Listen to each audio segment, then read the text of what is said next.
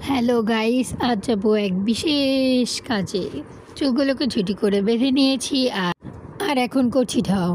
2000 বছর আগের একটা ব্যাগ নিয়েছি, এটাও আমি ভালোবাসি, আমিও এটাকে ভালোবাসি, তাই আমরা কেউ কাউকে ছাড়তে পারি না।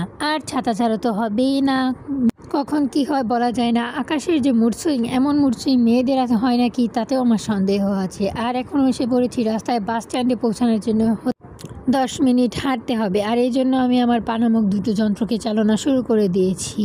এই মনে হচ্ছে ভেঙে চুরে বৃষ্টি হবে। আবার একটু একটু আমি এয়ারপোর্টে এসে গেছি, আর এয়ারপোর্টে এসে আমি একটা প্লেনের জন্য দাঁড়িয়েছিলাম। এরপর একটা প্লেন পেয়েও গেলাম, দিদির সঙ্গেও দেখা হয়ে গেল। প্লেনে উঠেই বাইরের প্রকৃতি দেখতে লাগলাম। প্লেনে উঠে কথা বলা আমার একদম ভালো না, তাই প্রকৃতিকে উপভোগ করো।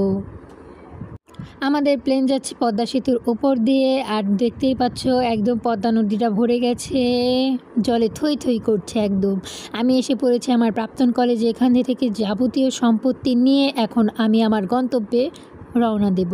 এখান থেকে সব কাজ সেরে আমি বড় বিল্ডিংটার সামনে এসেছি, আর এই বিল্ডিং চড়েই আমাকে যেতে হবে আমার গন্তব্যে। এদিকে জীবনে প্রথমবার পদ্মপুকুর দেখে আমি তো আনন্দে আত্মহারা, এগুলোকে দেখতেই লাগছিলাম, এত সুন্দর। কিন্তু দুঃখের বিষয়, এখান থেকে একটা পদ্মও নিতে দেয় না। যাই হোক, পদ্ম নিলে পদ্ম তো আর থাকবে না, পদ্ম বিলেত এমনই সুন্দর। অর্ধেক ক্যাম্পাস পাড়ি দেওয়ার পর আমার মনে পড়ে আমি রেখে এসেছি আমার মূল্যবান সম্পদ। আবার আমার বিল্ডিংটা চড়তে হয়, আর এই যে ছাতা এখানেই লুকিয়ে আছে। ছাতাটা আমি পেয়েও গিয়েছি। 8তলা ভবন 2বার ওঠানামা করে আমার হাল প্রায় যায় অবস্থা। ভর্তি কার্যক্রম শেষ করে আমি এখন রওনা দিয়েছি আমার বাড়ির উদ্দেশ্যে। তো আজকের মতো টাটা।